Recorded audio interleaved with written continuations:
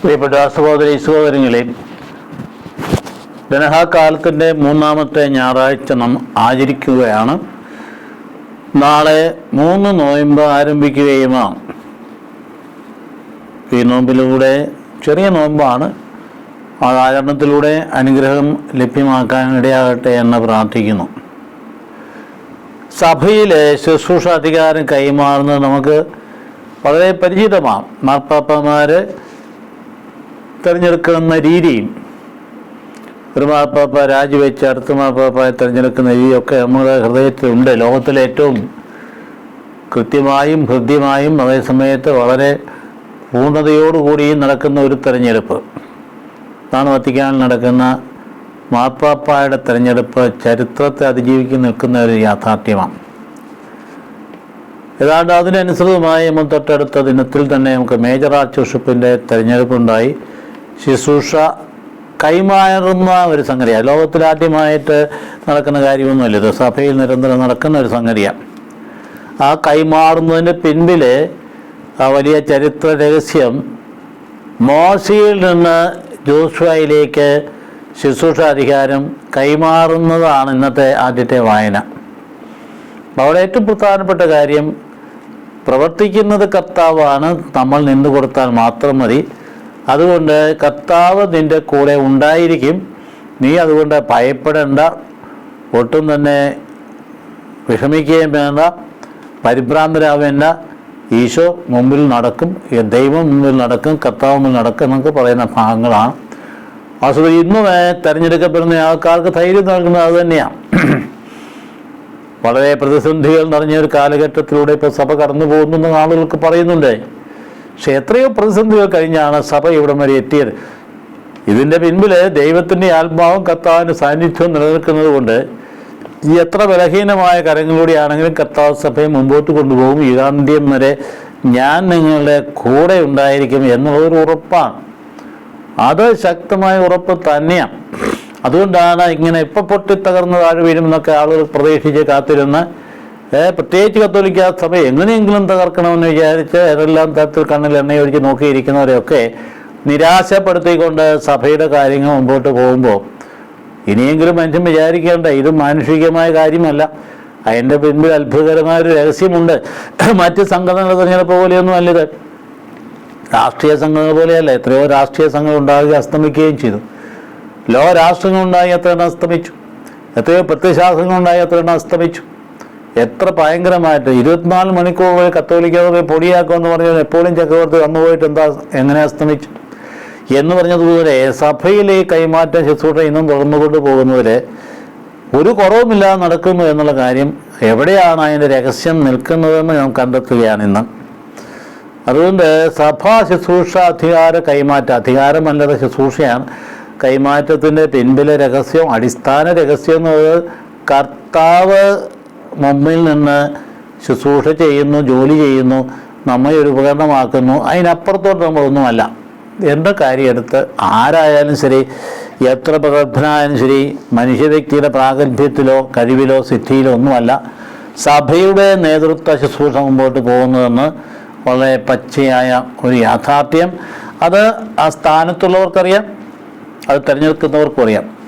നമ്മൾ ഇന്ന് കാണുന്നത് ജോഷുവയിലേക്ക് മോശയുടെ അധികാരം കൈമാറുന്നതാണ്. മോശയാണല്ലോ ചരിത്രത്തിലെ ഈശോ മിശിഹ കഴിഞ്ഞാലുള്ള ഏറ്റവും വലിയ രക്ഷാകര ചരിത്രത്തിലെ നേതാവ് എന്ന് പറഞ്ഞാൽ അത് മോശ തന്നെയാണ്, ഒരു സംശയവുമില്ല. മോശയെപ്പോലൊരു നേതാവ് ഉണ്ടാവില്ല. കാരണം അദ്ദേഹം നമ്മളെ ഭാവനയിൽ നിൽക്കുന്നയാളൊന്നുമല്ല. കാരണം അന്നത്തെ ഘട്ടത്തിൽ അദ്ദേഹത്തിന് പിന്നിൽ യാതൊന്നുമില്ല. കാര്യം രാജകൊട്ടാരത്ത് വന്നു വിദ്യാഭ്യാസം കിട്ടി, ഇതൊക്കെ ആണെങ്കിൽ തന്നെയും ഒന്നുമില്ലാത്തവനായി ആട്ടിടയനായിട്ട് നടക്കുന്ന സാഹചര്യത്തിൽ പെട്ടെന്ന് വിളിച്ച് അധികാരം നൽകി പറഞ്ഞയച്ചപ്പോൾ പിന്നീടുണ്ടായി ജനത്തെ ചെങ്കടൽ കടത്തി കൊണ്ടുപോയി മരുഭൂമിയിൽ മുഴുവൻ പ്രതിസന്ധികളിലൂടെ. ഒരുപക്ഷെ അദ്ദേഹത്തെ കൊന്നു കുഴിച്ചു മൂടാനായിട്ട് എത്രയോ പ്രാവശ്യം ശ്രദ്ധിച്ചു കാണും. കോറാഹൻ നേതൃത്വത്തിൽ 250 പേര് ഒന്നിച്ച് കൂടിക്കൊണ്ട് നിനക്ക് മാത്രമേ അധികാരമുള്ളൂ എന്ന മട്ടിൽ കടന്നു പോകുന്ന കാര്യമൊക്കെ നമുക്കറിയാം. സ്വന്തം കുടുംബത്തിൽ തന്നെ സ്വന്തം പെങ്ങളും സഹോദരനും എതിരായിട്ട് നിന്ന സാഹചര്യം ഉണ്ടായി നമുക്കറിയാം. അവിടെയെല്ലാം ഉണ്ടായെന്താ, ദൈവം നേരിട്ട് ഇടപെട്ടു. എൻ്റെ ഭവനം മുഴുവൻ ഞാൻ മോശയെ പരമേൽപ്പിച്ചിരിക്കുകയാണ്. അവനോട് ഞാൻ മുഖാഭിമുഖം സംസാരിക്കുന്നു. അവനെ ചോദ്യം ചെയ്യാൻ നീ ആരാണ്, എന്നാൽ മറിയത്തോട് ചോദിച്ചു, അന്ന് അവരോട് ചോദിച്ചു. അതുകൊണ്ട് ശിക്ഷിച്ച് വെളുപ്പുദീനം വരുത്തി പുറത്താക്കി. അവിടെയും മോശ പെങ്ങൾക്ക് വേണ്ടി പ്രാർത്ഥിച്ച് ആണ് അകത്ത് കയറ്റാറി. അപ്പോൾ അതുകൊണ്ട് ഈ സഭയുടെ നേതൃത്വത്തിൽ മാനുഷികമല്ലാത്ത ചില ഘടകങ്ങളുണ്ട് എന്ന കാര്യം വിശ്വാസം അറിഞ്ഞിരിക്കണം. വെറുതെ ഈ പാവം മനുഷ്യരെ അതിൻ്റെ അധികാരത്തിൽ നിന്ന് വിചാരിക്കുന്ന ആൾക്കാരെ അവരെല്ലാം അവരുടെ കുറവുകളൊക്കെ കണ്ട് പർവ്വതീകരിച്ചിട്ട് സഭയെ മുഴുവൻ തേജോധം ചെയ്യാൻ ശ്രമിക്കുന്നത് അത് നല്ലൊരു കാര്യമല്ല. അത് തിന്മയെ വരുത്തി വയ്ക്കുകയുള്ളൂ. അവർക്ക് വീഴ്ചകളൊക്കെ ഉണ്ട്. ആ വീഴ്ചകളൊക്കെ വ്യക്തമാക്കി പറഞ്ഞു കൊടുക്കുന്നതും തെറ്റൊന്നുമില്ല. പക്ഷേ അതിലൂടെ ആ വലിയ അഭിഷേകത്തെയാണ് തകർക്കാൻ ശ്രമിക്കുന്നതെങ്കിൽ അത് ശരിയല്ല. അതിലേക്കാണ് ചിലപ്പോൾ ചില ചാനലുകൾ ചർച്ചകളൊക്കെ പോകുന്നു. അതിലേക്കാണ് പൗരോഹിത്യത്തെയും പൗരത്വ ശുശ്രൂഷയെയും അങ്ങനെ ബന്ധപ്പെട്ട കാര്യങ്ങളൊക്കെ മുഴുവൻ വളരെ മ്ലേച്ഛമായ ഭാഷയിലൂടെ തരം താഴ്ത്തി കാണിക്കുന്ന ചിന്തകളും വാർത്തകളും വ്യാഖ്യാനങ്ങളും ഒക്കെ നാം കേട്ടുകൊണ്ടിരിക്കുമ്പോഴാണ് നാം മനസ്സിലാക്കേണ്ടത് ഇതിൻ്റെ പിൻപിൽ ദൈവികമായൊരു രഹസ്യമുണ്ട് എന്ന സത്യം. അത് ഉൾക്കൊള്ളാൻ നമുക്ക് കഴിയണം. ആരെയും നീതീകരിക്കുകയല്ല, ആരെയും പക്ഷത്ത് നിൽക്കുകയല്ല. ഈ പട്ടക്കാർ, പക്ഷെ ഞാനും ഒരു പട്ടക്കാരൻ തന്നെയാണ്. ഞാനൊരിക്കലും സ്വയം നീതീകരിക്കുന്നില്ല. കുറവുകൾ ധാരാളമുണ്ട്. പക്ഷേ എനിക്കും തന്നെ അറിയാം, എൻ്റെ ഉള്ളിൽ ഞാൻ അറിയാത്ത ഒരു അരൂപിയ ഒരു ശക്തി നിലനിൽക്കുന്നുണ്ട് അഭിഷേകത്തിലൂടെ. അപ്പോൾ അതുകൊണ്ട് ആ ശക്തിയാണ് എൻ്റെ ജനത്തെ നയിക്കുന്നത്. എൻ്റെ കഴിവും പ്രാപ്തിയൊന്നുമല്ല. എൻ്റെ ഉള്ളിൽ എൻ്റെ കർത്താവ്, എൻ്റെ ഈശോയുടെ ആത്മാവ് പ്രചോദിപ്പിക്കുന്ന കാര്യങ്ങളാണ്. വാസ്തവത്തിൽ ചലനാത്മകത നൽകുന്ന മുമ്പോട്ട് നയിക്കുന്നതൊക്കെ അങ്ങനെ തന്നെയാണ്. എനിക്ക് സ്വന്തമായിട്ടുള്ളത് എൻ്റെ വീഴ്ചകൾ മാത്രമേ ഉള്ളൂ, എൻ്റെ കുറവുകൾ മാത്രമേ ഉള്ളൂ. അതെനിക്ക് നന്നായിട്ടറിയാം. ഇതുപോലെയല്ലേ എല്ലാവരും. അപ്പം അതുകൊണ്ട് ഇതിനപ്പുറത്തേക്ക് ദൈവാത്മാവിൻ്റെ കടന്നുവരലിനെക്കുറിച്ച് ബോധ്യമുണ്ടെങ്കിൽ നമുക്ക് അഭിഷിക്തനെ പരിധി കഴിഞ്ഞ് തരം താഴ്ത്താൻ തെറ്റൊന്നുമില്ല. അവർ തരം താഴ്ത്തിയാന്നും താഴ്ന്ന വർഗമൊന്നുമില്ല. ഇത് തരം താഴ്ത്താൻ ശ്രമിക്കുന്നവൻ തന്നെ താഴ്ന്നു പോവുകയുള്ളൂ. പക്ഷേ മനുഷ്യരുടെ മുമ്പിൽ ഇതൊക്കെ മ്ലേച്ഛമായിട്ട് അവതരിപ്പിക്കുന്നു എന്നുള്ളത് അത് ചിന്തയിൽ ഒന്ന് മനസ്സിരുത്തി മനസ്സിലാക്കിയിട്ട് ഒരു ആത്മശോധന ചെയ്യുന്നത് നന്നായിരിക്കും. അതുപോലെ ഇന്നത്തെ വായനയുടെ ആദ്യ ഭാഗത്തേക്ക് കിടക്കാം. ജോഷുവയെ തിരഞ്ഞെടുക്കുന്ന ഭാഗമാണ്. അതായത് നിയമാവർത്തനത്തിൻ്റെ 31 അധ്യായം 1 തൊട്ട് 8 വരെയുള്ള വാക്യങ്ങളാണ്. മോശ ഇസ്രായേൽ ജനത്തോട് തുറന്ന് സംസാരിച്ച് അവൻ പറഞ്ഞു, എനിക്കിപ്പം 120 വയസ്സായി. അന്ന് ഈജിപ്തുകാരുടെ പ്രായം എന്ന് പറയുന്നത് 120 വയസ്സാണ്. സാധാരണ ജോഷുവയൊക്കെയാണ് 110 വയസ്സ് വരെയാണ് ജീവിച്ചിരുന്നത്. നിങ്ങളെ നയിക്കാൻ എനിക്ക് ശക്തി ഇല്ലാണ്ടായി. നീ ഈ യോർദാൻ കടക്കയില്ല എന്ന് കർത്താവ് എന്നോട് പറഞ്ഞിട്ടുണ്ട്. ചരിത്രം ഓർക്കുക, അപ്പോഴാണ് പറഞ്ഞത്. നീ ആ പാറയുടെ അടുത്തേക്ക് ജനത്തെ കൊണ്ടുപോവുക, എന്നിട്ട് ആ പാറയടിക്കുക, ജലം പുറപ്പെടുവിക്കും എന്ന് പറഞ്ഞപ്പോൾ ജീവിതത്തിൽ തന്നെ ഇത്രയും ജെന്റിലായിട്ടൊരു മനുഷ്യനില്ല എന്ന് ആ എടുത്തു പറഞ്ഞിരുന്ന വ്യക്തിയാണ് മോശ. അത്രയധികമായിട്ട് സൗമ്യനായ വ്യക്തി കോപിച്ചുപോയി.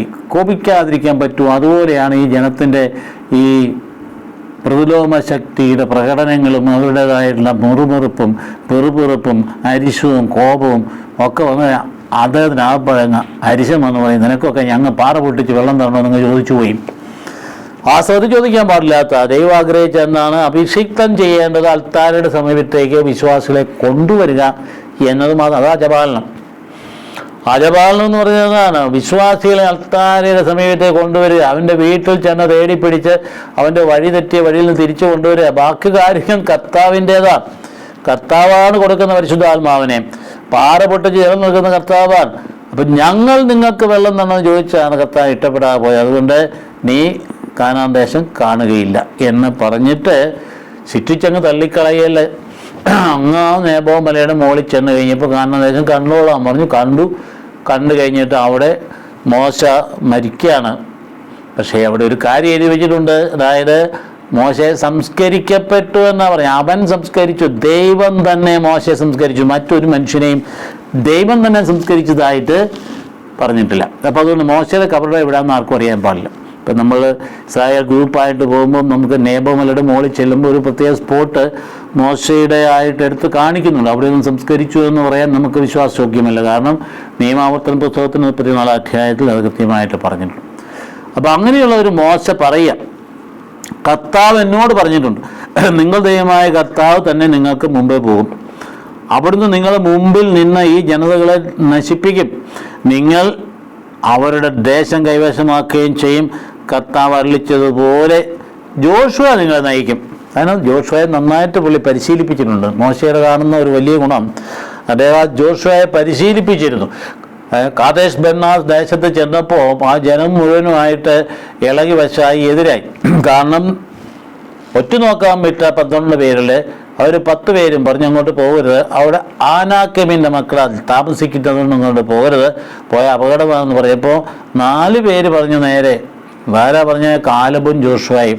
4 പേര് പറഞ്ഞു പോകണം, ഇതുവരെ കൊണ്ടുവന്ന് കർത്താവാണ്, അത് ഇനി അങ്ങോട്ട് കൊണ്ടുപോകുന്നതും കർത്താവായിരിക്കും.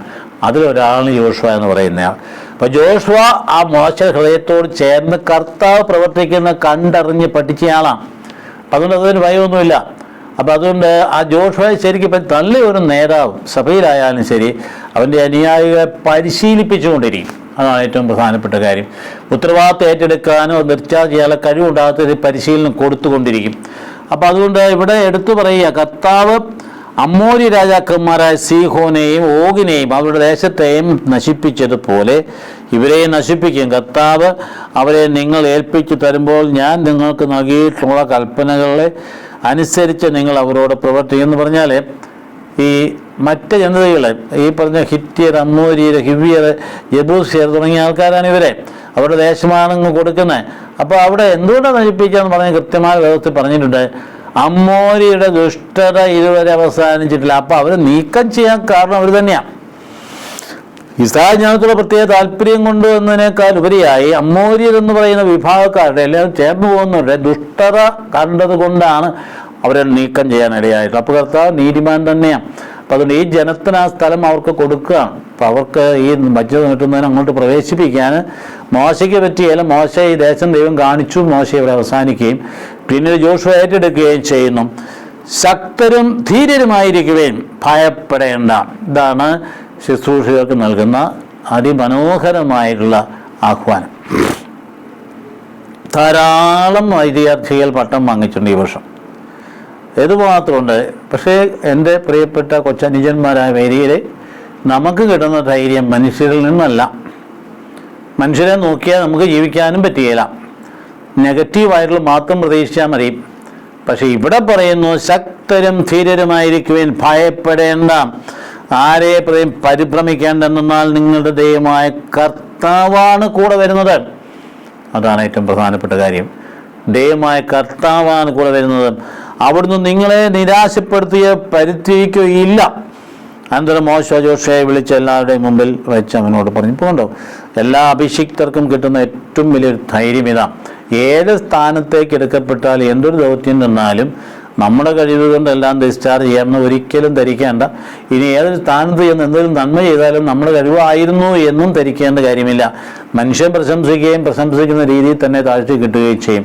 മനുഷ്യൻ്റെ ഒരു പ്രശംസയിലും നാം ഒരിക്കൽ പോലും അഭയം തരേണ്ട കാര്യമില്ല, ആശ്രയിക്കേണ്ട കാര്യമില്ല. കാരണം ഇവിടെ പ്രവർത്തിക്കുന്ന നമ്മിലൂടെ കർത്താവാണ്. ശക്തനും ധീരനുമായിരിക്കുക. കർത്താവ് ഈ ജനത്തിന് നൽകുമെന്ന് ഇവരുടെ പിതാക്കന്മാർ ശപഥം ചെയ്ത ദേശം കൈവശമാക്കാൻ നീ ഇവരെ നയിക്കണം. കർത്താവാണ് നിന്റെ മുമ്പിൽ പോകുന്നത്. ഇത്ര മനോഹരമായ പ്രവാചകൻ ഒരിക്കൽ പറഞ്ഞ് നിങ്ങൾ ഓടുകയും വേണ്ട, ധൃതി വയ്ക്കുകയും വേണ്ട, കർത്താവ് മുമ്പിൽ നടക്കും. അതുകൊണ്ട് നീ പേടിക്കേണ്ട, മുമ്പിൽ പൊക്കോളും. പ്രതിസന്ധികളൊക്കെ ധാരാളമുണ്ട്. ഇപ്പം സഭയിൽ പ്രതിസന്ധിയാണ് പറയുന്നെങ്കിലും ആ പ്രതിസന്ധികളൊക്കെ മറികടക്കാനുള്ള കരുത്ത് കർത്താവിനുണ്ട്.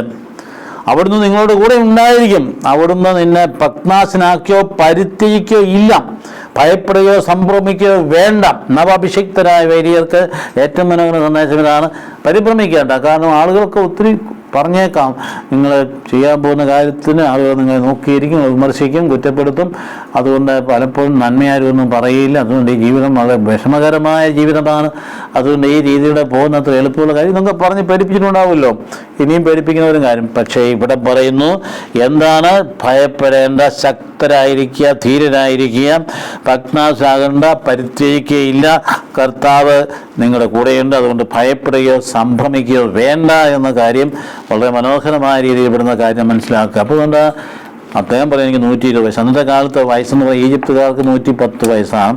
അതുകൊണ്ടാണ് ഈ മോശയും അതിൻ്റെ യോശുവയും ജോസഫും 110 വയസ്സ് വരെ ജീവിച്ചിരുന്ന പറയുന്നത്. മോശയ്ക്ക് മാത്രം 10 വയസ്സും കൂടെ കൂടി 120 വയസ്സ് വരെ ജീവിച്ചിരുന്നു എന്ന് പറയുന്നു.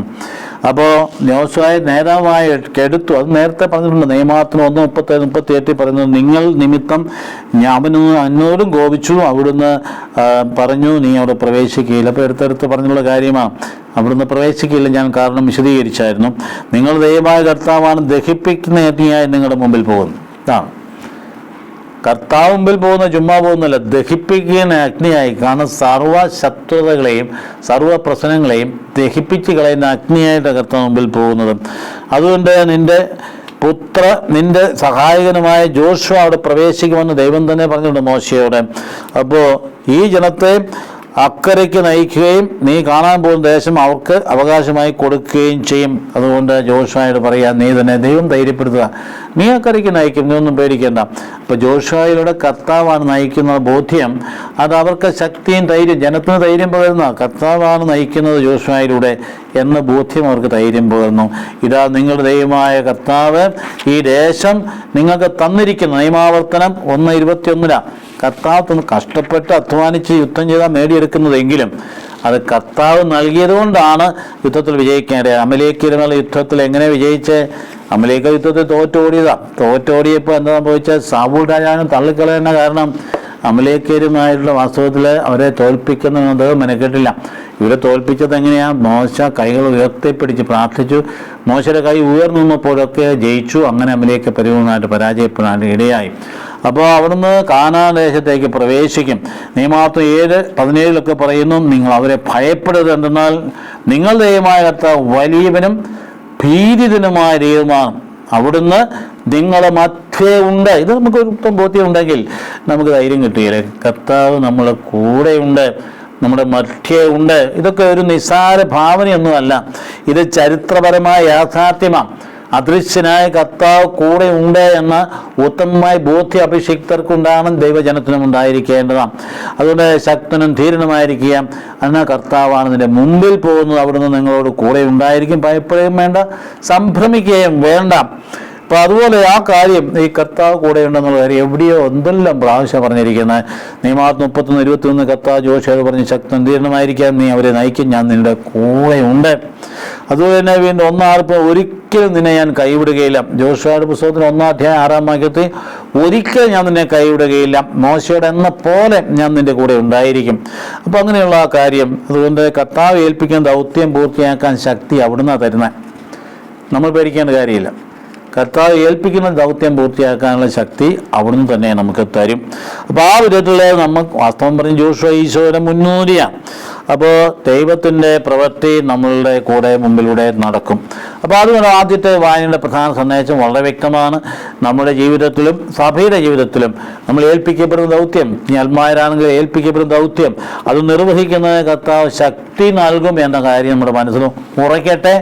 ധൈര്യമായിരിക്കും, ഭീരത്വം നമുക്ക് വേണ്ട. നമ്മുടെ ദൗത്യ നിർവഹണത്തിൻ്റെ ഭാരം ഓർത്തുകൊണ്ട് മനസ്സ് വഷളാക്കേണ്ട കാര്യമില്ല. കർത്താവിൻ്റെ ആത്മാവ് നമ്മുടെ ഉള്ളിലുണ്ടെങ്കിൽ ഇതൊക്കെ സന്തോഷകരമായി രസകരമായിട്ട് തന്നെ മുൻപോട്ട് കൊണ്ടുപോകും. ആദ്യത്തെ വായന രണ്ടാമത്തെ വായന ഏശയ്യായുടെ അത്ര മനോഹരമായ വായന എന്ന് പറഞ്ഞാൽ അത്ര സുന്ദരമായ, നമുക്ക് ഏറ്റവും ധൈര്യം നൽകുന്ന വായനയാണ്. കേട്ടോണം, എൻ്റെ ദാസനായ ഇസ്രായേലേ, ഞാൻ തിരഞ്ഞെടുത്ത യാക്കോബെ എടുത്ത് വാത്സല്യത്തോടെ പറയാം, എൻ്റെ സ്നേഹിതനായ അബ്രഹാമിൻ്റെ സന്തതി. എത്ര ക്വാളിഫിക്കേഷനാണ് പറയുന്നത്. എൻ്റെ സ്നേഹിതൻ അബ്രഹാമിൻ്റെ സന്തതി, നീ എൻ്റെ ദാസനാണ്. എൻ്റെ ദാസനെന്ന് പറഞ്ഞാൽ അടിമയെന്നല്ല, എൻ്റെ എന്നാണ് പ്രാധാന്യപ്പെട്ടത്. നീ എൻ്റെ സ്വന്തമാണ്, എൻ്റെ ദാസനാണ്, ഞാൻ നിന്നെ തിരഞ്ഞെടുത്തു.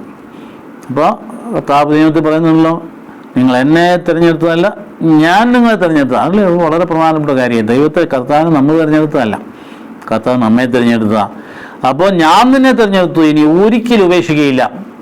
ഓർത്താണ് ഈ ഭാഗം. ഏശയ്യായുടെ പുസ്തകത്തിൻ്റെ 41 മറന്നുപോകരുത്. ഏശയ്യായുടെ പുസ്തകം 41 8-16 പറയുന്നത്. അപ്പോൾ ഞാൻ നിന്നെ വിളിച്ചു, വിദൂര ദിക്കിൽ നിന്ന് ഞാൻ നിന്നെ വിളിച്ചു, ഭയപ്പെടേണ്ട, ഞാൻ നിന്നോട് കൂടെയുണ്ട്, സംഭ്രമിക്കേണ്ട, ഞാനാണ് നിന്റെ ദൈവം. അത് നല്ല മനോഹര ആരാധന ഗീതത്തിലെന്നും കേൾക്കുന്നതാണ്. ഭയപ്പെടേണ്ട, ഞാൻ നിന്റെ കൂടെയുണ്ട്, സംഭ്രമിക്കേണ്ട, ഞാനാണ് ദൈവം. നമ്മൾ പിന്നെ എന്തിനാ പേടിക്കുന്നത്? ജീവിതത്തിൽ ഭയം എന്ന് പറയുന്നത് നമ്മൾ ഒട്ടുക്കിലും സ്വാധീനിക്കാൻ അനുവദിക്കരുത്. ഭയം അതിൻ്റെ വഴിക്ക് പോകട്ടെ, കർത്താവല്ലേ കൂടെയുള്ളത്. ഞാൻ നിന്നെ ശക്തിപ്പെടുത്തുകയും സഹായിക്കുകയും ചെയ്യും, എൻ്റെ വിജയകരമായ വലത്ത് കൈ കൊണ്ട് ഞാൻ നിന്നെ താങ്ങി നിർത്തും. അയ്യോ, പൊട്ടിപ്പോയ 8 നിലയെ പൊട്ടി, നിവൃത്തിയില്ല, സാമ്പത്തികമായ കടം കയറി നിക്കക്കള്ളിയിൽ എന്നൊക്കെ തോന്നിയ അവസരത്തിലേ അകത്ത് നിന്ന് ഹൃദയത്തിൻ്റെ ആ ഉള്ളിൻ്റെ ഉള്ളറകളിൽ നിന്ന് ഈ സ്വരം കേൾക്കണം, നീ ഭയപ്പെടേണ്ട, ഞാൻ നിൻ്റെ കൂടെ ഉണ്ട്. വഴി തെളിഞ്ഞു കിട്ടും. ദൈവം തമ്പുരാൻ വഴി തെളിച്ചു തരും. വിശ്വസിക്കണം. വിശ്വസിക്കാൻ മാത്രമേ രക്ഷയുണ്ടാവുള്ളൂ. അതുകൊണ്ട് നിന്നെ രക്ഷിക്കാൻ, നിന്നെ ദ്വേഷിക്കുന്നവർ ലജ്ജിച്ച് തല താഴ്ത്തും, നിന്നോട് ഏറ്റുമുട്ടുന്നവർ നശിച്ച് ഒന്നും അല്ലാണ്ടായി തീരും. നിന്നോട് ചണ്ട കൂടുന്നവരെ നീ അന്വേഷിക്കുകയും കണ്ടെത്തുകയില്ല. നിന്നോട് പോരാടുന്നവർ ശൂന്യരാവും. നിന്റെ ദൈവമായ കർത്താവ് നിന്റെ ദൈവമായ കർത്താവ് നിന്റെ വലത്ത് കൈ പിടിച്ചിരിക്കുന്നു. നമ്മളല്ല പിടിച്ചിരിക്കുന്നത്, നമ്മളാ പിടിച്ചങ്ങ് വിട്ടുപോകും. അപ്പൻ പള്ളിയിലേക്ക് പോകുമ്പോൾ കൊച്ചിനെ അല്ലെങ്കിൽ വല്യപ്പൻ കൈ പിടിച്ചിരിക്കുക. കൊച്ചിനെ 3 വയസ്സേ ഉള്ളൂ. കൊച്ചിങ്ങനെ പോകുന്ന വഴിക്കൊക്കെ കണ്ട് കാഴ്ചയൊക്കെ കണ്ട് അങ്ങോട്ടും ഇങ്ങോട്ടും അതിൻ്റെ ഇടയ്ക്ക് ഒരു പട്ടി കണ്ടു, അതിന് പട്ടിയാണ് അങ്ങോട്ട് പോയി, അല്ലെങ്കിൽ ഇപ്പറേ വന്ന് ആട്ടുംകുട്ടി അങ്ങോട്ട് പോയി.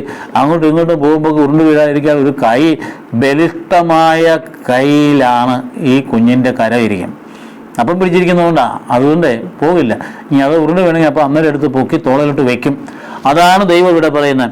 അതായത് നിന്നോട് പോരാടുന്ന ഞാൻ അവരെ ശൂന്യരാക്കും, നിന്റെ വലത്ത് കൈ ഞാൻ പിടിച്ചിരിക്കുന്നു, ഞാനാണ് പറയുന്നത്, ഭയപ്പെടേണ്ട, ഞാൻ നിന്നെ. ഇതിൽ പരം ഒരു ധൈര്യം എവിടെ നിന്ന് കിട്ടാൻ, ഒരു ആത്മധൈര്യം എവിടെ നിന്ന് കിട്ടാനാണ് നമുക്ക്? ഇത് ദൈവവചനമാണ്. അത് വീണ്ടും നമ്മൾ വാസ്തവത്തിൽ ഇത് എഴുതി ഫ്രെയിം ചെയ്ത് മേശപ്പുറത്ത് വെച്ചാലും കുഴപ്പമൊന്നുമില്ല. ഇത്ര ശക്തമായ ദൈവവചനമാണിത്. കർത്താവ് അരുളിച്ചെയ്യുന്നു, കൃമിയായ യാക്കോബേ. ഇത്ര വിളിച്ചിരിക്കുന്നത് കണ്ടോ? നമ്മളൊന്നും അല്ലെന്നേ. കൃമിയായ യാക്കോബേ, ഇസ്രായേല്യരെ ഭയപ്പെടേണ്ട, ഞാൻ നിന്നെ സഹായിക്കും. ഉള്ള സത്യം അങ്ങ് പറഞ്ഞു. നീ വെറും കൃമിയാണ്, നീ വെറും പുഴുവ, വെറും കൃമി. ഇസ്രായേലിൻ്റെ പരിശുദ്ധനാണ് നിന്റെ രക്ഷകൻ.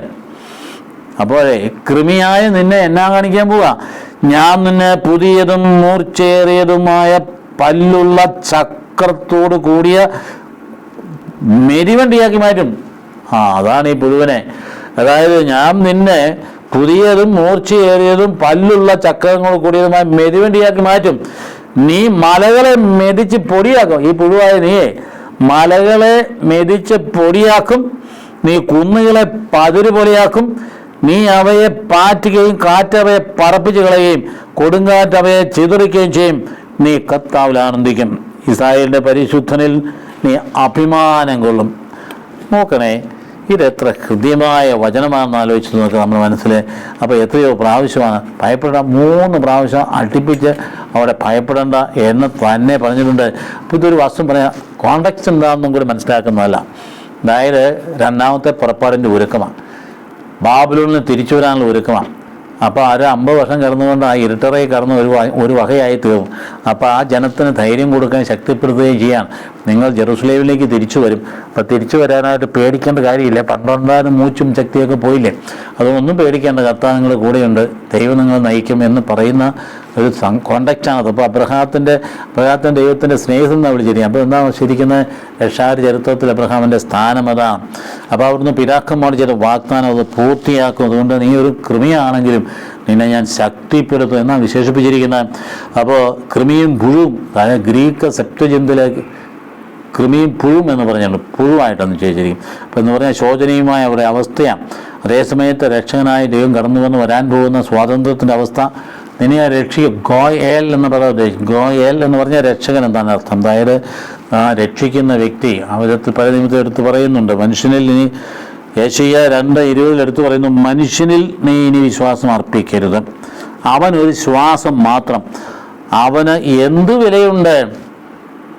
അവന് എന്ത് വിലയുണ്ട്? വലിയ ഭയങ്കര ശക്തനായ രാജാവായിട്ട് വന്നിട്ട് ആക്രമിച്ച് കീഴടക്കി അസറിയക്കാരൻ അവസാനം പൊടിയാക്കുന്നു വിചാരിച്ചിട്ട് അന്ന് സംഭവിച്ച നേരം വെളുത്തപ്പോഴത്തെ 1,55,000 പേര് അവൻ്റെ പട്ടാളക്കാരൻ മുഴുവൻ മരിച്ചു വീണു.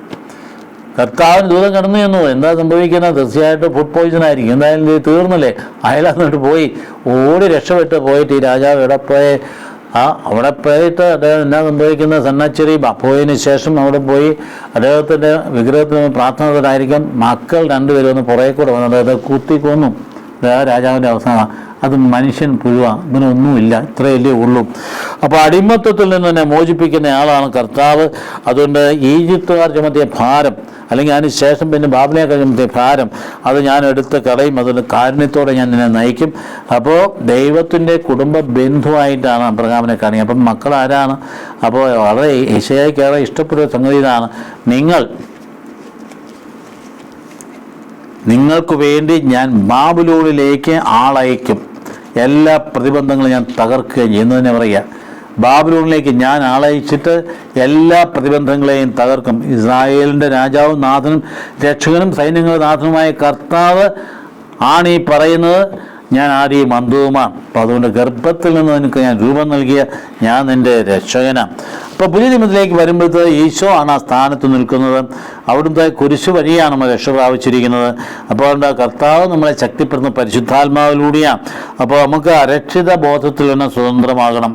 അരക്ഷിത ബോധം, അതുപോലെ ഭയം, ഏകാന്തത എന്ന് പറയുന്നത് എന്തൊരു ഭയങ്കരമായ അവസ്ഥകളാണ് നമ്മൾ പലപ്പോഴും നേരിട്ട് കൊണ്ടിരിക്കുക. നമ്മൾ ഇന്നത്തെ സമൂഹത്തിൽ ഈ ഏകാന്തതയും ഈ ഭയവും കണ്ടവാനും കുന്നുകൂടുന്നതിന് ഫലമായിട്ടല്ലേ ആത്മഹത്യകൾ പെരുകിക്കൊണ്ടിരിക്കുന്നത്. എന്തുമാത്രം ആത്മഹത്യകളാണ് സമൂഹത്തിൽ നടന്നുകൊണ്ടിരിക്കുന്നത്. ആത്മഹത്യ എല്ലാ തലത്തിലും. റിട്ടയർ ചെയ്ത് പ്രായമായി 60 വയസ്സുള്ള വ്യക്തിയും നല്ല സുന്ദരമായ രീതിയിൽ ജീവിച്ചു പോകുന്ന അവസരത്തിൽ എല്ലാം കൊണ്ടും നഷ്ടപ്പെട്ട് കൊണ്ടുപോകുന്ന രീതികൾ വന്നുകൊണ്ടിരിക്കുന്നത്. അതായത് ജീവിതത്തിൽ നിന്ന് കടന്നു പോകുന്നു, എല്ലാ തലത്തിലുള്ള ആളുകളാണ് കടന്നു പോകുന്നത്. അല്ല വെറുതെ സാധാരണക്കാർ മാത്രമൊന്നുമില്ല കടന്നു പോകുന്നതിനിടയിൽ കൂടുതലായിട്ട് ഉണ്ടായിരിക്കും ഡോക്ടർമാർ വരെ. 11 ഡോക്ടർമാർ ആത്മഹത്യ ചെയ്തതായിട്ട് ഇപ്പോൾ പത്രത്തിൽ വായിക്കാനായിട്ട് കഴിഞ്ഞു. അപ്പോൾ അങ്ങനെയുള്ള സാഹചര്യങ്ങളൊക്കെ നഷ്ടപ്രായരായിട്ട് നമ്മുടെ ജീവിതത്തെ കാണാനായിട്ട് ഇടയാവാതെ ദൈവസന്നിധിയിൽ നമ്മൾ ആത്മധൈര്യം പ്രാപിക്കാൻ കഴിവുള്ളവരായിട്ട് നമ്മൾ കഴിയേണ്ടതാണ്. അപ്പോൾ അതുകൊണ്ട് നമ്മുടെ ജീവിതത്തിൻ്റെ ഭയം മാറ്റിയിട്ട് നിർഭയത്വത്തോട് ജീവിക്കാനുള്ള ധൈര്യം തരുന്നത് ദൈവത്തിൻ്റെ വചനമാണ് എന്ന കാര്യം നമ്മുടെ മനസ്സിൽ ഉറപ്പിക്കുകയൊക്കെ നമുക്ക് കഴിയട്ടെ. അതുകൊണ്ട് ഞാൻ പല്ലുകളോടുകൂടിയ മെതിവണ്ടിയാക്കി മാറ്റും നിന്നെ. അപ്പോൾ ആദ്യത്തെ പുറപ്പാൻ അതിശയിപ്പിക്കുന്ന തരത്തിലേക്ക് നിൻ്റെ മുമ്പോട്ടുള്ള പോക്ക്. പരിരക്ഷിത ബോധം ആവശ്യമില്ല, ഭയവും വേണ്ട, നീ തനിയെ ആണെന്നുള്ള ചിന്തയും നമുക്ക് വേണ്ട. പലപ്പോഴും സംഭവിക്കുന്ന വാർത്തകൾ കേൾക്കുമ്പോൾ നമുക്ക് അത്ഭുതപ്പെട്ടു പോകും. എന്തിൻ്റെ കുറവുണ്ട് ആ പ്രായമായ മനുഷ്യൻ, 10-65 വയസ്സായ മനുഷ്യൻ, മക്കളൊക്കെ നല്ല നിലയിലായി, വീട്ടിൽ തനിച്ചായി പോയി, ഭാര്യ മരിച്ചും പോയി. അതുകൊണ്ട് ഇരുന്ന അവസരത്തിൽ വാസ്തവത്തിൽ വേദവസ്തുവും വായിച്ചിട്ട് ധ്യാനിച്ച് ദൈവജനത്തെ നോക്കൊണ്ട് സന്തോഷിച്ച് പറ്റാവുന്ന ആരോഗ്യത്തിനനുസരിച്ച് ദേവാലയത്തിലും ആളിലും ബന്ധപ്പെട്ട് നടക്കേണ്ട മനുഷ്യൻ ആ വിശ്വാസം നഷ്ടപ്പെട്ടു പോയതിന് ഫലമായിട്ടല്ലേ ഞാൻ ഏകാന്തനായി പോയ പിന്നെ അതുകൊണ്ട് വിഷം കഴിച്ച് ആത്മഹത്യ ചെയ്തു. എന്തെല്ലാം ഇത് വാർത്ത നടന്ന കാര്യം തന്നെയല്ലേ. അപ്പോൾ അങ്ങനെയുള്ള അവസ്ഥയിലൊക്കെ നമ്മുടെ ജീവിതത്തെ പിടിച്ചു നിർത്തുന്നത് ദൈവസാന്നിധ്യമാണ്. ആത്മഹത്യയുടെ ടെൻഡൻസി ഉണ്ടാകുന്ന മുഴുവൻ ഈ ഭയത്തിൽ നിന്നും വിഷാദത്തിൽ നിന്നൊക്കെയാണ് നമുക്ക് എല്ലാവർക്കും അറിയാം. മനഃശാസ്ത്രം ആരെയും പഠിപ്പിക്കേണ്ട കാര്യമില്ല, എല്ലാവർക്കും അറിയാവുന്നതാണ്. അതിന് മരുന്ന് മാത്രം പ്രയോഗിക്കുന്നത് മാത്രം ആൾക്കറിയാൻ പാടില്ല. ഇതിനും മരുന്ന് ഒരേ ഒരു മരുന്നേ ഉള്ളൂ, ദൈവസാന്നിധ്യാനുഭവം, പരിശുദ്ധാത്മാവിൻ്റെ ആവാസം, പ്രത്യാശയും പ്രതീക്ഷയും, അത് കിട്ടുന്ന സ്ഥലം. അതിലേക്ക് തിരിയാൻ മനസ്സിലെങ്കിൽ പിന്നെ എങ്ങനെ ശരിയാകുന്നത്? അന്ന് തിരിഞ്ഞു കഴിഞ്ഞാൽ ജീവിതം മാറി. ദൈവത്തിൻ്റെ സ്പർശനമുണ്ടായി കഴിയുമ്പോൾ ജീവിതത്തിൻ്റെ മനോഭാവമേ മാറി. അതാണ് കാണുന്നത്, വേദപുസ്തകത്തിൽ കാണുന്നതാണ്, പൗലോസ്യ ജീവിതത്തിൽ കാണുന്നത്. പൗലോസ്യ ജീവിതത്തിൽ മറ്റൊരു കാര്യം എടുത്ത് പറയാം. ഫിലിപ്പിയക്കാർക്കെതിരെ ലേഖനം 4 അധ്യായം, ഫിലിപ്പിയക്കാർക്കെതിരെ 3 അധ്യായം 4-16 വാക്യങ്ങൾ. അതാണ് ഞാൻ പറയാൻ പോകുന്ന സംഗതി. ഇപ്പോൾ അടുത്ത വായനയിൽ ഫിലിപ്പിയക്കാർക്കുള്ള ലേഖനത്തിൻ്റെ 3 അധ്യായം 4-16 വാക്യങ്ങളിൽ അപ്പോസ്തലൻ്റെ ദൈവാനുഭവം എടുത്ത് പറയുന്നുണ്ട്. നമുക്ക് പ്രചോദകമായ കാര്യമാണ്. അതായത് വളരെ സുന്ദരമായ നമ്മുടെ ജീവിതത്തിൻ്റെ ധനകാലത്തിൽ ഈശോയ്ക്ക് സാക്ഷ്യം വഹിക്കാൻ ആത്മശക്തി കിട്ടുന്ന എവിടെ നിന്നാണ് പറഞ്ഞു തരും. തിരഞ്ഞെടുക്കപ്പെട്ടവൻ്റെ ആ ഒരു മനോഭാവം എന്തായിരിക്കണം? വിളിക്കപ്പെട്ടവൻ്റെ അപ്പോസ്തലൻ പറയുക, എന്നാൽ എനിക്ക് ശരീരത്തിലും പ്രത്യാശ വയ്ക്കാൻ കഴിയും. അന്നത്തെ കാലഘട്ടത്തിൽ ഈ പൊങ്ങച്ച എല്ലാവർക്കും ഉണ്ടല്ലോ, അതായത് ഭൗമികമായിട്ടുള്ള നേട്ടങ്ങൾ.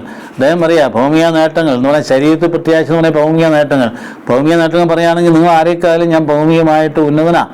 കാരണം അദ്ദേഹം സ്വയം തന്നെ പറയുക, ശരീരത്തിൽ പ്രത്യാശ വയ്ക്കുന്നു എന്ന് വിചാരിക്കുന്ന ആരെക്കാളും കൂടുതലായി അതിനുള്ള അവകാശം എനിക്കുണ്ട്. കാരണം 8-ാം ദിവസം പരിച്ഛേദനം ചെയ്യപ്പെട്ടവനാണ് ഞാൻ. അതായത് മതം മാറി വന്ന മതപരിവർത്തനം നടത്തി വന്നവനല്ല ഞാൻ. അതായത് 8-ാം ദിവസം പരിച്ഛേദനം നടത്തിയവനാണ് ഞാൻ. ഇസ്രായേൽ വംശത്തിലും ബെഞ്ചമിൻ ഗോത്രത്തിലും പിറന്നവനാണ്. അപ്പോൾ ബെഞ്ചമിൻ ഗോത്രത്തിൽ സാവൂളിൻ്റെ വംശത്തിൽ പിറന്നവനാണ്. അപ്പോൾ അതുകൊണ്ട് തൻ്റെ വംശനിരയിൽ തന്നെ ആദ്യത്തെ രാജാവ് കടന്നു പോന്നു. ബെഞ്ചമിൻ ഗോത്രത്തിൽ പിറന്നവനാ, ഹെബ്രായ എന്നുള്ള ഹെബ്രായന, നിയമപ്രകാരം പരിസേന എന്ന് പറഞ്ഞ് നമ്മൾ വിചാരിക്കുമ്പോൾ എൻ്റെ കർത്താവ് കുറ്റപ്പെടുത്തിയതുകൊണ്ടാണ് പരിസേന നമ്മൾ കുറ്റമുള്ളവരായി കാണുക. പരിസേൻ്റെ വാക്കിൻ്റെ അർത്ഥം സെപ്പറേറ്റഡ് എന്ന് മാത്രമേ ഉള്ളൂ, വേർപെട്ടവൻ. എന്തിനു വേണ്ടിയാ? ദൈവവചനത്തിനു വേണ്ടി വേർപെട്ട് ജീവിക്കുന്നവരെയാണ് അന്ന് പരിസേന എന്ന് പറഞ്ഞിരുന്നത്. വാസ്തവത്തിൽ പരിസയരുണ്ടായിരുന്നതുകൊണ്ടാണ് ദൈവവചനം ഈ ശത്രുക്കളുടെ ഇടയിലൊക്കെ നഷ്ടപ്പെടാൻ നമുക്ക് സൂക്ഷിച്ച് നമുക്ക് കിട്ടിയത് അവരുണ്ടായിരുന്നത് കൊണ്ടാണ്. അപ്പോൾ അതുകൊണ്ട് പരിസയർ എന്ന് പറഞ്ഞാൽ സെപ്പറേറ്റഡ് ബ്രദർ അതിൻ്റെ അർത്ഥം. അതുകൊണ്ട് അവരതുകൊണ്ട് മോശക്കാരൊന്നുമല്ല. പക്ഷേ അവർ ഈശോയെ തിരിച്ചറിഞ്ഞില്ല. അവിടെയാണ് അവർക്ക് ചതി പറ്റി. ഈശോയെ തിരിച്ചറിഞ്ഞില്ല. അതുകൊണ്ട് എബ്രായിൽ ജനിച്ച എബ്രായൻ പരിസയൻ തീഷ്ണത കൊണ്ട് സഭയെ പീഡിപ്പിച്ചവൻ, നീതിയുടെ കാര്യത്തിൽ കുറ്റമറ്റവൻ. അതുകൊണ്ട് നമ്മെ സംബന്ധിച്ചിടത്തോളം ഈ കാര്യം നമുക്കൊന്ന് മനസ്സിലാക്കണം. അത് വളരെ ഗൗരവമായിട്ട് നമ്മുടെ ഹൃദയത്തിലേക്ക് പതിയേണ്ടതാണ്. എന്നാൽ എനിക്ക് ലാഭമായി ഇരുന്ന ഇവയെല്ലാം ക്രിസ്തുവിനെ പ്രതി നഷ്ടമായി ഞാൻ കണക്കാക്കി. ലാഭമായിരുന്നതെല്ലാം നഷ്ടമാക്കി. അപ്പോൾ ഇതുകൊണ്ട് ഈ സമൂഹത്തിൽ ഉന്നതമായ സ്ഥാനമുള്ള ഒരു വ്യക്തി ആരായിരുന്നു അദ്ദേഹം? VIP എന്ന് പറഞ്ഞാൽ മറ്റുള്ളവരെ പോലെ 2 പൗരത്വം എന്ന് പറഞ്ഞാൽ ഒരു റോമൻ പൗരത്വം കിട്ടുക എന്ന് പറഞ്ഞാൽ അത്രയധികമായ കുടുംബത്തിന് സ്വാധീനം ഉണ്ടായിരിക്കണം, അല്ലെങ്കിൽ അത്രയധികമായ കപ്പം കൊടുക്കാൻ കാശുണ്ടായിരിക്കണം. അല്ല 2 പൗരത്വമൊന്നും കിട്ടുകയില്ല. അതുകൊണ്ട് 2 പൗരത്വമുള്ള ആൾ ഗമാലയലിൻ്റെ പരാതിരുന്ന് പഠിച്ചയാൾ, അത് 8ാമത് പരിചയം ചെയ്തയാളാണ്. അതുകൊണ്ട് ബെഞ്ചമിൻ ഗോത്രത്തിൽ പിറന്നയാൾ.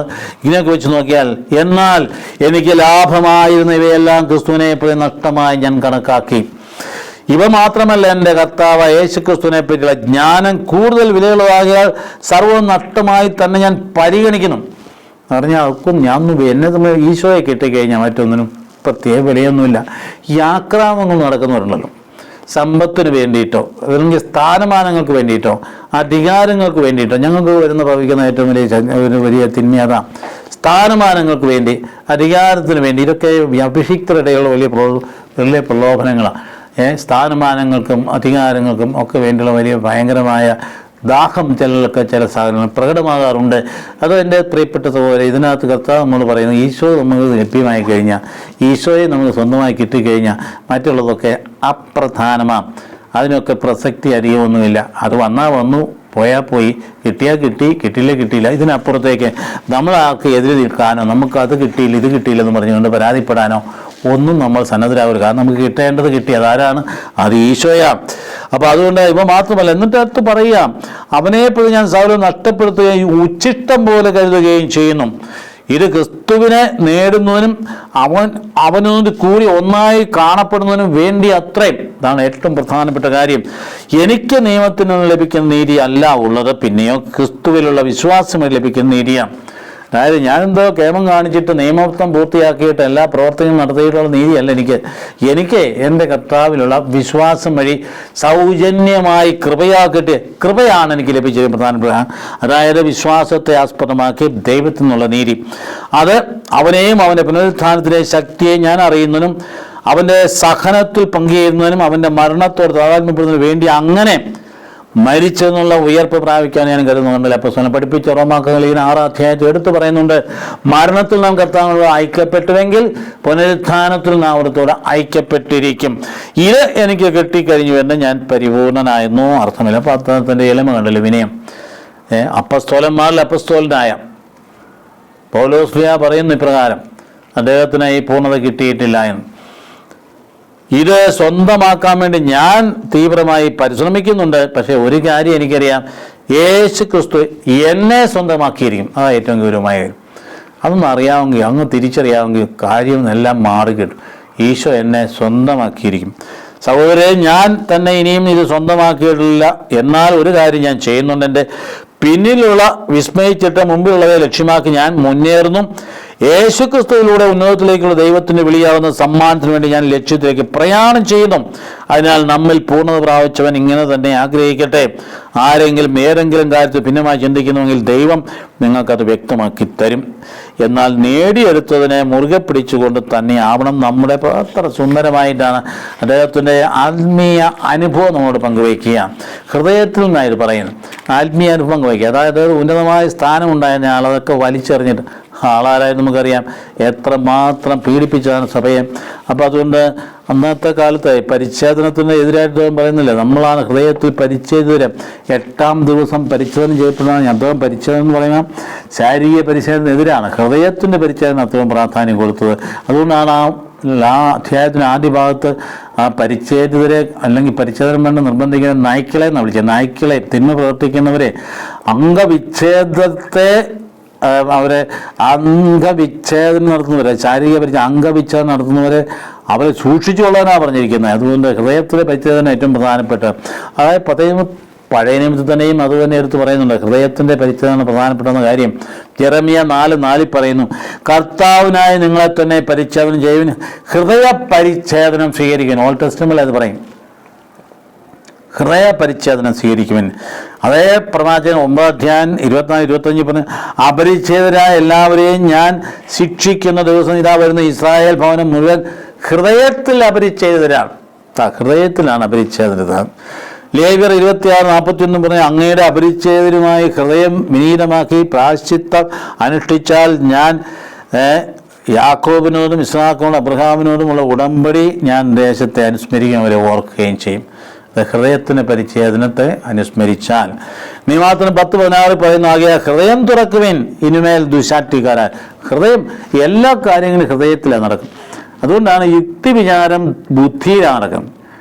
ദൈവം പ്രവർത്തിക്കുന്ന ഹൃദയത്തിലാണ്, ആത്മാവിന് പ്രവർത്തനം അവിടെയാണ്. അതുകൊണ്ട് ബുദ്ധിയുടെ വികാര രംഗങ്ങളൊന്നും തള്ളിക്കളയണ്ട. പക്ഷേ അതിനപ്പുറത്തേക്ക് അതിനതീതമായി നിൽക്കുന്ന ഒരു തലമുണ്ട്, ഹൃദയത്തിൻ്റെ ഭാവം എന്ന് പറയുന്നത്.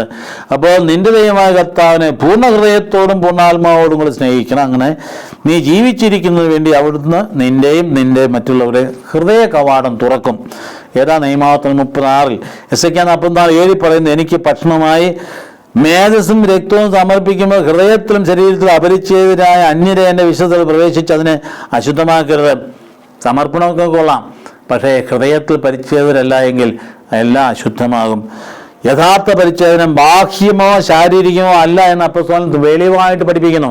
റോമാക്കാർ ലേഖനം 2:25-29 വാക്യത്തിൽ പറയുന്നു, യഥാർത്ഥ പരിച്ഛേദനം ബാഹ്യമോ ശാരീരികമോ അല്ല, ഹൃദയത്തിൽ നടക്കാനിരിക്കുന്നതാണ്. അതാണ് യഥാർത്ഥ പരിച്ഛേദനം. അതാണ് യഥാർത്ഥത്തെ ആത്മീയത എന്ന് പറയും. കൊളോസ്യാക്കാർ ലേഖനത്തിൽ 2:11 പറയുന്ന, അവനിൽ നമ്മളും പരിച്ഛേദനം സ്വീകരിച്ചിരിക്കുന്നു, കൈകളാൽ നിർവഹിക്കപ്പെട്ട പരിച്ഛേദനമല്ല. ശരീരത്തിന് അധമവാസനകളെ നിർമ്മാർജ്ജനം ചെയ്യുന്ന ക്രിസ്തുവിൻ്റെ പരിച്ഛേദനമാണ് നാം സ്വീകരിച്ചത്. അപ്പോൾ അതുകൊണ്ട് നമ്മുടെ ഹൃദയത്തിൽ അന്നത്തെ കാലഘട്ടത്തിലുണ്ടായ വലിയ തർക്കമായിരുന്നു. സഭയുടെ ഏറ്റവും വലിയ ആദ്യ സൂചന ദിവസം തുടങ്ങാൻ തന്നെ കാരണം, യഹൂദ ക്രിസ്ത്യാനികളിൽ ചില ആൾക്കാർ ഈ പുതുതായിട്ട് സഭയിലേക്ക് വരുന്നവർക്കും ശാരീരിക പരിച്ഛേദനം വേണം നിർബന്ധിച്ചു. അപ്പോസ്തലൻ അതിനെ എതിർത്തു.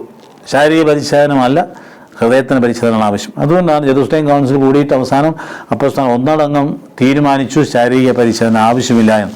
അതുകൊണ്ട് അദ്ദേഹത്തിൻ്റെ ആ വലിയ പൊസിഷനിലെ ഞാൻ പറഞ്ഞത് 8-ാം ദിവസം പരിച്ഛേദന ചെയ്തിരുന്നു. അദ്ദേഹം ഇസ്രായേൽ വംശജനാണ്, ബെന്യാമീൻ ഗോത്രത്തിൽ പിറന്നവനാണ്. തൻ്റെ പേരെന്താണ്? അതാ സാവൂളിൻ്റെ പേര് തന്നെയാണ്. അത് രാജാവിൻ്റെ പേരാണ്, സാവൂളിൻ്റെ പേര്. ഇപ്പം നിയമപ്രകാരം അദ്ദേഹം പരിസേനാണ്, തീർത്തുകൊണ്ട് പീഡിപ്പിച്ചാണ്. എന്നാൽ സാവൂൾ സഭയെ നശിപ്പിക്കാൻ ശ്രമിച്ചുകൊണ്ടിരുന്നു എന്ന് കൃത്യമായ നടപടി പുസ്തകത്തിൽ പറയുന്നത്. ആദ്യഘട്ടം എന്തായിരുന്നു? ആ ജീവിതത്തിന് 2 വശമുണ്ട്. ആദ്യഘട്ടം അതികഠിനമായിരുന്നു, സഭയെ കഠിനമായിട്ട് പിടിക്കും. വീടുതോറും കയറിറങ്ങി സ്ത്രീ പുരുഷന്മാരെ വലിച്ചഴിച്ച് അവൻ കൊണ്ടുപോയി തടവിലാക്കി. നടപടി 8:13 സാവൂൾ ഇതാ ചെയ്തുകൊണ്ടിരുന്നതൊക്കെ. അതുകൊണ്ട് ക്രിസ്തുമാർഗം സ്വീകരിച്ചവരെ ബന്ധനസ്ഥനാക്കി ജെറൂസലേമിലേക്ക് കൊണ്ടുവരാൻ വേണ്ടി ഡമാസ്കസിലെ സിനഗോഗിലേക്കുള്ള അധികാരപത്രം പിടിച്ചുകൊണ്ട് അങ്ങ് പോയത്. കർത്താവ് തട്ടിയിട്ടപ്പോൾ ഇത് അധികാരം പത്രം പിടിച്ചുകൊണ്ടാണ് പോയത്. അപ്പോൾ പുരോഹിത പ്രമുഖന്മാരിൽ നിന്ന് ലഭിച്ച അധികാരത്തോടെ വിശ്വാസത്തിൽ പലരെയും ഞാൻ തടവിലാക്കുകയും അവരുടെ വധത്തെ അനുകൂലിക്കുകയും ചെയ്തിട്ടുണ്ട്. വിശുദ്ധരെ തടവിലാക്കി എന്നിട്ട് അവരെ അനുകൂലിക്കാൻ വധിച്ചപ്പോൾ എസ്തപ്പാനോസിനെ കല്ലെറിഞ്ഞ് കൊന്നപ്പോൾ തൊട്ടടുത്ത് നിന്നിരുന്നു. അതുകൊണ്ട് ആ സമയത്തൊക്കെ അതിനെയൊക്കെ അനുകൂലിച്ചിരുന്നു. ഞാൻ ദൈവത്തിൻ്റെ സഭയെ പീഡിപ്പിക്കുക നിമിത്തം അപ്പസ്തോലനെ വിളിക്കാൻ പോലും അയോഗ്യനാണ്. 1 കൊറിന്ത്യൻ 15:9 ഞാൻ ദൈവത്തിൻ്റെ സഭയെ കഠിനമായി പീഡിപ്പിക്കുകയും അതിനെ ഉന്മൂലനം ചെയ്യാൻ പരിശ്രമിക്കുകയും ചെയ്തു. ഗലാത്യ 1:13. അപ്പോൾ അതുകൊണ്ട് ഇതാണ് അപ്പസ്തോലൻ എന്ന് പറഞ്ഞ വ്യക്തി. ആ വ്യക്തിയിൽ വന്ന മാറ്റം, ഇത് ഹൃദയത്തിൻ്റെ പരിവർത്തനം. ആർക്കും വരാവുന്ന മാറ്റമാണ്. ദൈവം ഹൃദയത്തെ ഒന്ന് സ്പർശിച്ചാൽ മാത്രം മതി. ഒപ്പം തന്നെ ഇത് ഇപ്പോൾ തലയ്ക്കകത്ത് കയറിയിരിക്കുന്ന ഒക്കെ അങ്ങ് മാറി മറിയും. മാറ്റം ഉണ്ടാകുന്ന ഹൃദയത്തിലാണ്, മനോഭാവത്തിലാണ്. ആ ഒരു കാര്യം നമ്മൾ ഇന്ന് ഇൻസിസ്റ്റ് ചെയ്യേണ്ടതാണ്. യുക്തിവാദികളോടും ഈ വിധത്തിൽ സഭയെ വിമർശിക്കുന്നവരൊക്കെ പറയുന്നത്, സഹോദര, നിൻ്റെ ഹൃദയത്തിൻ്റെ ആഴങ്ങളിലാണ് ദൈവത്തിൻ്റെ സ്പർശനം കടന്നു വരിക. അവിടെ ഒന്ന് സ്പർശിച്ചു കഴിഞ്ഞാൽ നീ തലകുത്തി വീഴും. എന്നിട്ട് നീ അറിയാതെ തന്നെ എൻ്റെ ഉള്ളിൽ മാറ്റം വരും. നിൻ്റെ മനസ്സ് നേരെയാവും, നവീകരിക്കപ്പെടും. പരിശുദ്ധാത്മ കടന്നു വന്ന് പുതുജീവിതത്തിലേക്ക് കടക്കും. പുതിയ ജീവിതമുണ്ടാകുമ്പോൾ നിനക്ക് മനസ്സിലാവും ആരാണ് ഈശോ, ശക്തി എന്താണ്, ഈശോയുടെ ശക്തി എന്താണ്. അത് നിനക്ക് അനുഭവിക്കാൻ പറ്റും. എന്തൊരു ശക്തിയാണത്! പണ്ടത്തെ ശക്തി ഉണ്ടല്ലോ, ചെങ്കടൽ വിഭജിച്ച ആ ശക്തി ഉണ്ടല്ലോ, പാറയിൽ വെള്ളം ഒഴുക്കിയ ശക്തി ഉണ്ടല്ലോ, അതുകൊണ്ട് ലക്ഷക്കണക്കിന് ആൾക്കാരെ തീറ്റിപ്പറ്റിയ ശക്തി ഉണ്ടല്ലോ, അതിഭയങ്കരമായ രീതിയിൽ കാടപ്പക്ഷികളെ കൊണ്ടുവന്ന ശക്തി ഉണ്ടല്ലോ. അതേ ശക്തി തന്നെ ഇവിടെ കൈ നീട്ടിയപ്പോൾ കടൽ ശാന്തമായി. വിളിച്ച് പറഞ്ഞപ്പോൾ, പേര് വിളിച്ചപ്പോൾ മരിച്ചവൻ ഉയർത്തെഴുന്നേറ്റും, കൂനുള്ളവനെ ഒരു ഒറ്റ വാക്കുകൊണ്ട് നിവർത്തി വിട്ടും. എന്തൊരു ശക്തിയായിരുന്നു ആ ശക്തി എന്ന്! ഈശോയിലെ ശക്തിപരമായ, അതാ എന്നിൽ നിന്ന് ശക്തി പുറപ്പെട്ടിരിക്കുന്നു.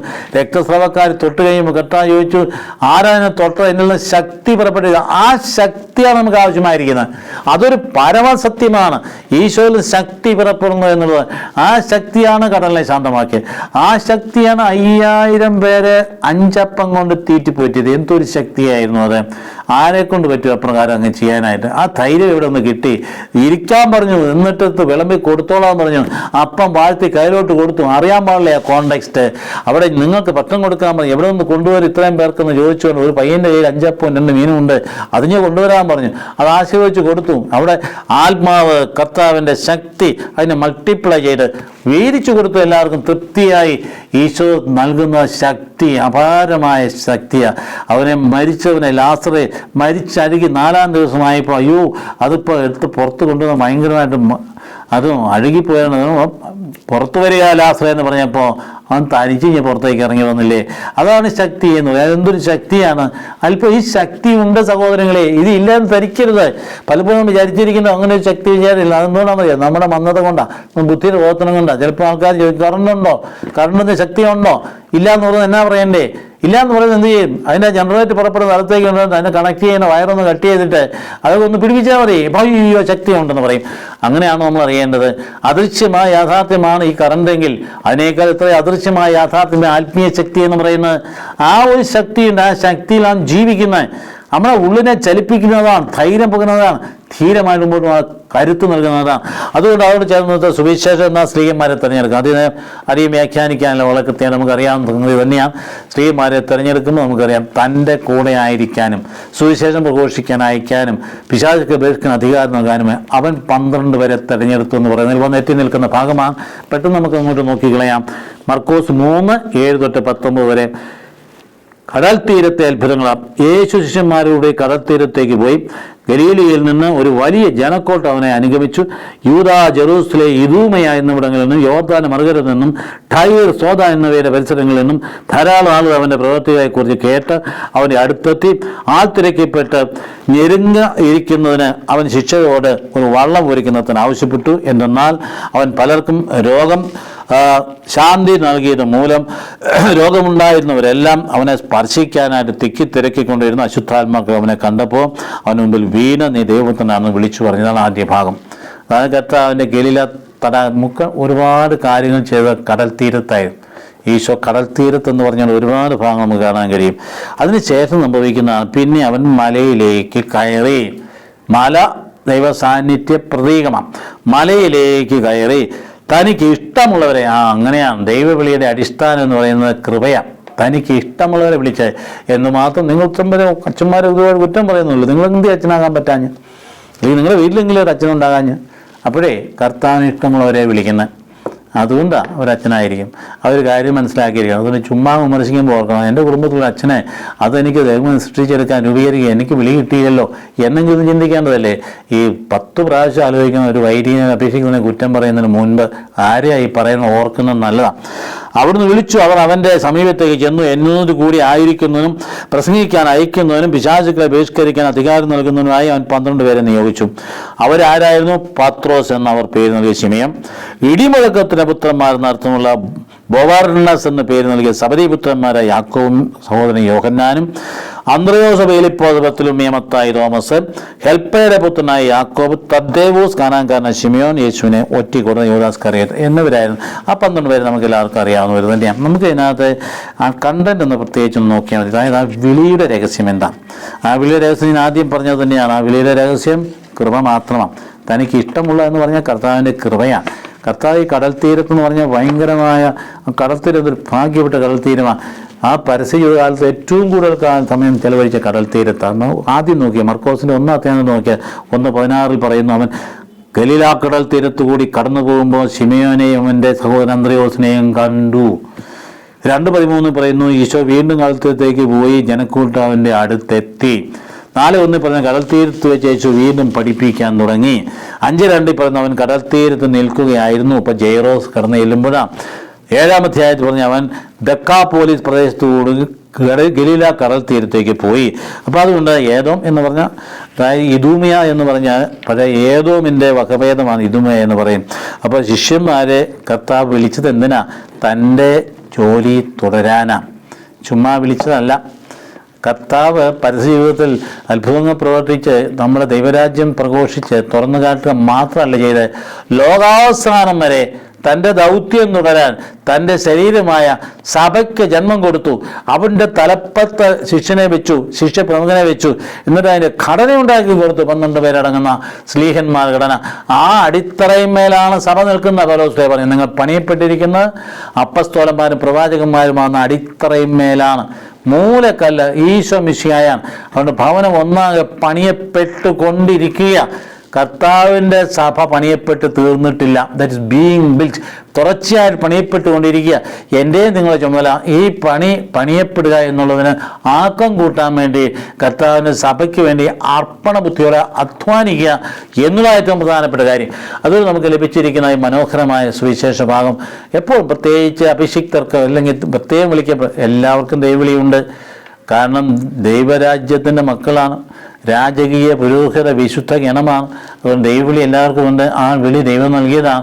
അതിലൊരു വിളിയാണ് ശുശ്രൂഷ പൗരോഹിത്യം എന്ന് പറയും, അല്ലെങ്കിൽ സന്യാസി എന്ന് പറയുന്ന വിളിക്കുള്ളിലെ വിളിയാണ്. ആ വിളിക്കുള്ളിലെ വിളി എന്ന് പറയുമ്പോൾ അത് വളരെ പ്രത്യേകമായ താല്പര്യത്തോടുകൂടി, സ്നേഹത്തോടുകൂടി, കരുണയോടുകൂടി തിരഞ്ഞെടുത്ത നിന്റെ കൊലമഹിമ നോക്കിയാണോ വിളിച്ചതല്ലല്ലോ, നിന്റെ കുടുംബത്തിൻ്റെ സാമ്പത്തികം നോക്കിയാണോ വിളിച്ചതല്ലല്ലോ, നിന്റെ മാതാപിതാക്കളുടെ വിദ്യാഭ്യാസം നോക്കിയാണോ വിളിച്ചതല്ലല്ലോ, പിന്നെ സമൂഹത്തിൻ്റെ മാതാപിതാക്കളെ താനും മാനും നോക്കി ഒന്നുമല്ലല്ലോ വിളിച്ചേ. അവിടുന്ന് വിളിച്ചതാരാ? നിനക്ക് ഒരു കുലമകയില്ലാഞ്ഞിട്ടും കർത്താവ് ഇഷ്ടപ്പെട്ടത് കൊണ്ട് വിളിച്ചു. അതാണ്, കർത്താവിന് ഇഷ്ടപ്പെട്ടതുകൊണ്ട് വിളിച്ചു. ആ ഇഷ്ടം നമ്മൾ മറക്കാൻ പറ്റുമോ? നമുക്ക് ഇഷ്ടപ്പെട്ടുകൊണ്ട് വിളിച്ചുകൊണ്ട് കർത്താവെ നിന്റെ ഇഷ്ടത്തിന് വിരുദ്ധമായിട്ട് പോകാൻ ഇടയാക്കരുത് എന്ന് പ്രാർത്ഥിക്കുകയല്ലേ വേണ്ടി. അതുകൊണ്ട് നമുക്കിവിടെ സമാപിപ്പിക്കുകയാണ്. കർത്താവ് നമുക്ക് ഈ ധനഹാക്ക 3-ാമത്തെ ഞായറാഴ്ച 3 നോമ്പ് തുടങ്ങുന്ന മുമ്പുള്ള ദിനങ്ങൾ വളരെ മനോഹരമായിട്ടുള്ള ദിനങ്ങളാണ് വരുന്നത്. പ്രാർത്ഥനയോടുകൂടി നമുക്ക് തന്നെ സമർപ്പിക്കാം. കർത്താവ് ഈശോ കൃപയും അദ്ദേഹത്തിൻ്റെ സ്നേഹവും പരിശുദ്ധാമ സൗഹാർദ്ദം ഉണ്ടായിരിക്കട്ടെ, ഇപ്പോൾ എന്നേക്കും. ആമേൻ.